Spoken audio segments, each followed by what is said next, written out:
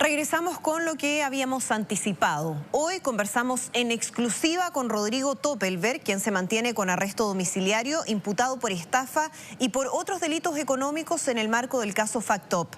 Nos contó, por ejemplo, cómo dio a conocer el audio que hizo estallar el caso, que hoy, recordemos, tiene en prisión preventiva a Luis Hermosilla y Leonarda Villalobos.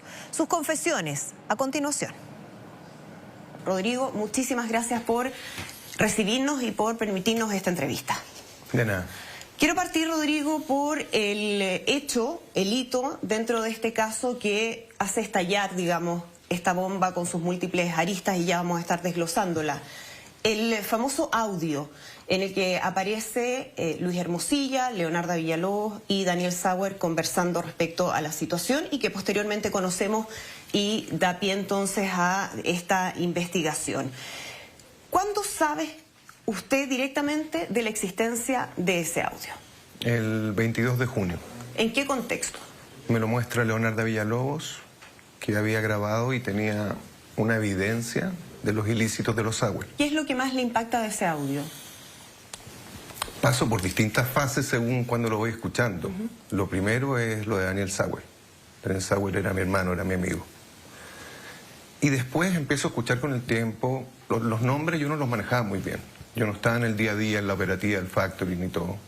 La cantidad de RUT y empresas no los manejaba. Empiezo a estudiar un poco.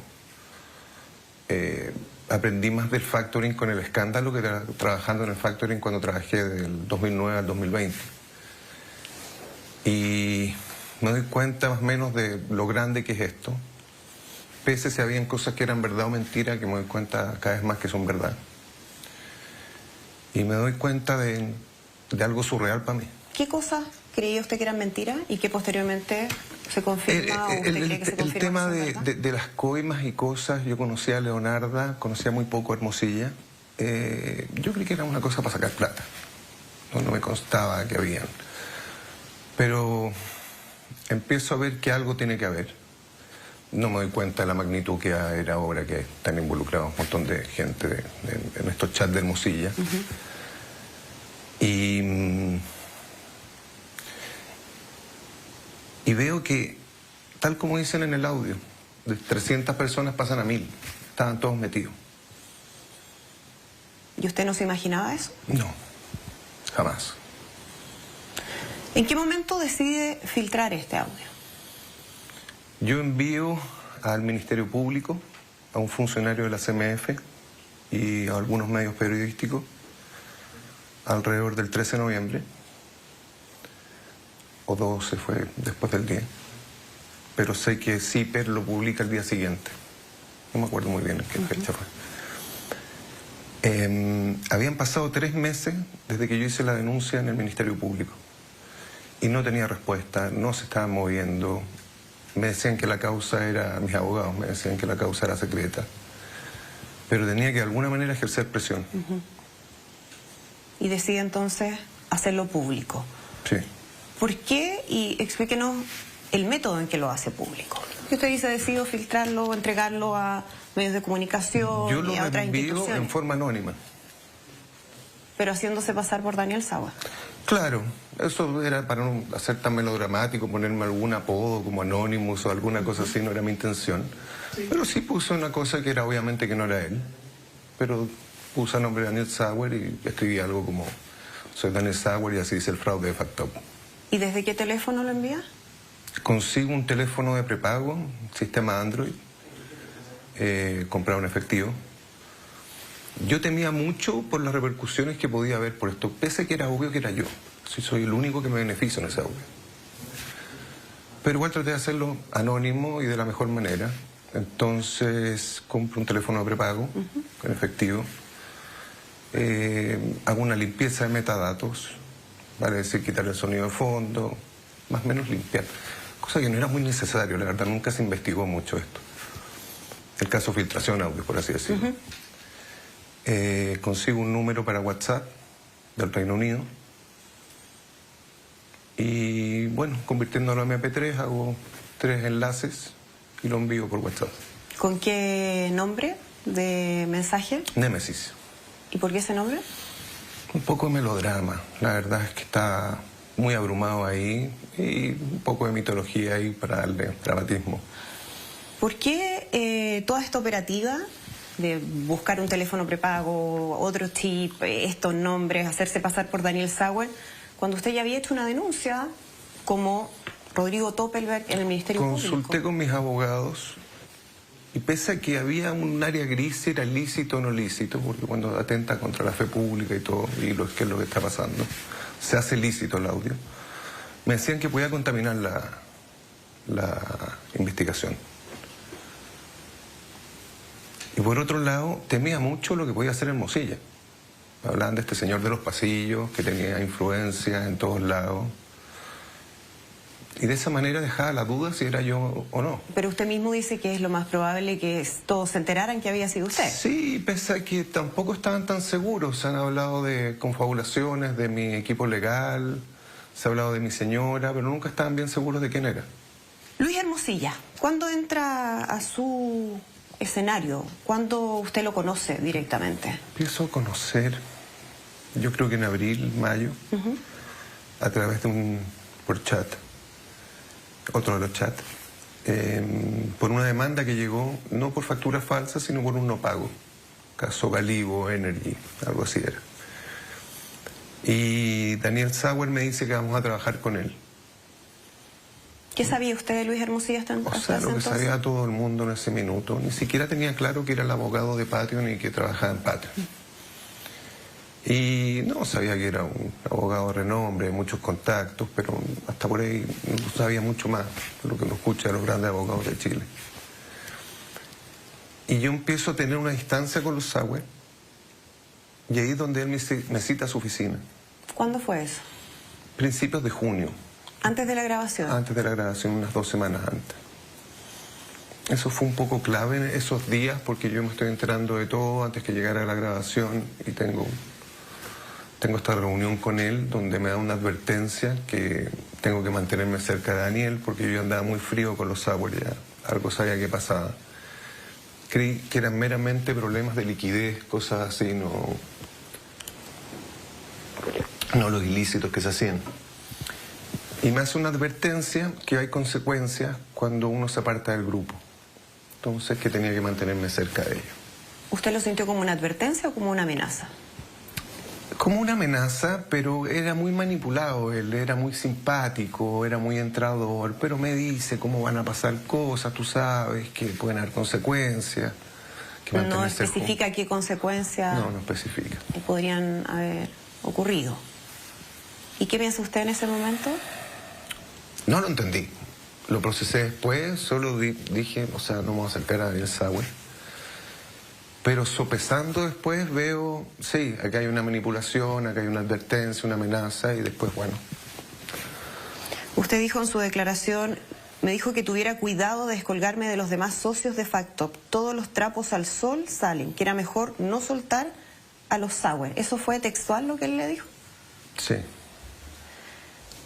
¿Usted era consciente del poder que tenía Luis Hermosilla, de su red de vínculos, relaciones con el mundo político, empresarial? No en detalle, sabía que era conectado. Tenía un apodo, el señor de los pasillos, creo. Ya cualquier abogado que tiene un apodo de ese tipo, obviamente está conectado. Con quién estaba conectado y este nivel no tenía idea. ¿Se ha sorprendido ahora con el nivel de conexiones que tiene Luis Hermosilla? Me he sorprendido, o sea, con el nivel de corrupción que se haya comprobado. Siempre sabía que había algo, que iban a encontrarse cosas, pero no a este nivel. Más allá de esa reunión, ¿no tuvo otra con Luis Hermosilla? ¿No? Tuve otra que estaban los hermanos Sauer, y creo que Leonarda también, que era para ver el tema de liquidez y el tema de la CMF, donde se formularon cargos contra los hermanos Sauer y Luis Flores. Ninguno en contra mío. ¿Nada le llamó la atención de esa otra reunión? Yo estaba muy decaído porque aquí veía que se estaba perdiendo todo el patrimonio familiar. Y como te digo, era un tema de liquidez para mí que se habían farreado la plata. No estaba viendo los ilícitos, no estaba viendo un riesgo de cárcel, ni mucho menos. ¿Qué le ha parecido la defensa? Y me imagino que ha visto, ¿no?, las declaraciones de Juan Pablo Hermosilla, hermano y abogado defensor de Luis Hermosilla respecto a la situación del penalista, Mira, con acusaciones que además han ido a gente, autoridades, ha hablado prácticamente de persecución, una politización de este caso. ¿Qué le parece a usted esa defensa que ha levantado Juan Pablo Hermosilla? Creo que hay mucho por ver todavía, hay mucha verdad que va a salir. Y si me preguntas qué opino, si es una buena o mala defensa, creo que es su defensa, no. ¿Qué verdad sabe usted de aquello? No entiendo. En sentido de lo que va a salir a la luz. No, me imagino, o sea, todos los días están sacando una historia nueva del chat de Hermosilla. Es como que van uno por uno sacando. Si todos los días han salido uno nuevo, ¿qué va a salir mañana? No es que usted maneje otra información al respecto. No. ¿Y le parece que Luis Hermosilla en este caso es parte de una red mayor de corrupción? Han hablado mucho, si uno ve los vínculos que se han ido generando, ¿usted cree que aquí hay una estructura mayor, que hay otros involucrados? Pero por supuesto. O sea, hemos visto que han tirado un contacto, dos contactos y siempre hay algo. Ayer supimos lo del Grupo Patio, con este tema de unos permisos, con urbanismo. Hemos visto el tema de Chadwick, que creo que no se ha comprobado, pero hay ministros, hay de todo ahí. Entonces, con esa extensión de tiempo, con la cercanía que tenía con ellos, físicamente estaba durante mucho tiempo en la misma oficina, y usted dice que nunca se enteró de nada de lo que pasaba al interior de Facto. Correcto. ¿Y a usted le parece creíble eso? Es difícil probarlo, que es distinto. ¿Qué ocurre con el dinero de los inversionistas? No lo sé. Tengo sospechas que puedan tenerlo escondido. ¿Dónde? No lo sé. ¿Fuera del país? Son hipótesis, no tengo prueba de nada todavía. Creo que mucho también se gastó en Grupo Patio con los hermanos Jalaf. Altos lujos, un poco lo que se habla también de Hermosilla, los viajes en jet, todas esas cosas. ¿Usted fue parte de eso en algún momento? En algún momento, no con el Grupo Jalaf directamente. ¿Con Hermosilla? Tampoco. No, lo conocí ¿Con los en el propios 2023. Con los propios Sauer, sí. Lujos, viajes, yates. Tuvimos lujos y viajes, pero yo siempre pagué mi parte. No sé cómo habrán pagado la suya. Usted me mencionaba recién su paso por Capitán Llaver. 20 de abril. 20 de abril. Comienza a mí al principio cautelar de me prisión preventiva en Capitán Llaver. Y me dan reclusión nocturna y después apela al Ministerio Público y caigo 9 días después junto con las personas que denuncié. ¿Cómo fue esa relación al interior de... Horrible, horrible. Me advierten que tengo que portarme bien, que, o sea, aparte... ¿Quién se lo advierte? Gendarmería. ¿Ya? Si alguien comete... Estar en Capitán Llaver era un privilegio. Es una cárcel playa, como le dicen ahí. La única con agua caliente. Muchos lujos no hay. Hablan de una mesa de pool, nunca la vi. Parece como una pica de marisco si tú te vas a sentar ahí en el comedor. Y las piezas tienen calefacción. Lo demás es súper normal y obviamente no hay violencia, no tienes nada. Y eso es como el privilegio que uno tiene. Si uno se violenta con alguien o alguien le grita a alguien, tú te vas a Santiago 1, automáticamente. Entonces me advierten que, como yo voy a estar con los Sauer, más encima en la misma pieza, si pasa algo, me voy a Santiago 1. ¿Y qué ocurrió la primera vez que se vieron ahí adentro? No les hablé, pero al cabo del tercer, cuarto día uno ya empieza a convivir. Yo siempre era muy frío, muy distante, y ellos partieron del primer día, hola Topi, ¿cómo salimos de esta? Salgamos de esta, y empiezan a manipular un poco porque querían de mis recursos para salir. ¿Con qué más se relacionaba al interior de Capitán Llaver? Tenía un muy buen amigo, lo tengo todavía, Miguel Carrasco, ex gendarme. Después fueron llegando distintos personajes y siempre tuvo buena relación con todos. ¿Con Daniel Jadwe? Con Daniel Jadwe, mira, resultó ser una persona súper agradable. Creí que iba a llegar lo que todos creen que es de Jadwe. Resultó ser una persona bastante culta, muy agradable de estar, pero la verdad ellos eran del grupito de los Sauer, que eran los tres que andaban para todos lados juntos. Así que mucho no compartí con él, pero lo poco que compartí, diría que estuvo bien. ¿Qué hacía usted al interior de Capitán Llaver? Hacía de todo. Trataba de ocupar mi tiempo lo más posible. Escribí como nunca escribí, estudié como nunca estudié. Mi equipo legal me iba a ver todos los días. Tenía 2 visitas de familiares los miércoles y los viernes. Los domingos hacía barbería, soy barbero. ¿Y a quién atendía? Atendía a todos los reclusos, incluso al principio atendía a los Sauer, pero la verdad me sentía miserable cortándole el pelo, así que después les corté servicio. A Gendarmería no le gustó mucho eso porque la idea es que uno les dé el corte a todos, pero no me daba para cortarle el pelo. ¿Y a los demás sí? A los demás sí, menos a Jaue. Jaue tenía un equipo legal afuera que le hacía promociones y no quería que le cortara. Aparte tenía máquinas nuevas. ¿Se encontró con Luis Hermosilla en algún momento? El último día. Porque se cruzaron, ¿no? El último día. ¿Y qué se dijeron? Yo llegué, lo miré, le dije, bienvenido allá, don Satanás, o algo así, le dije.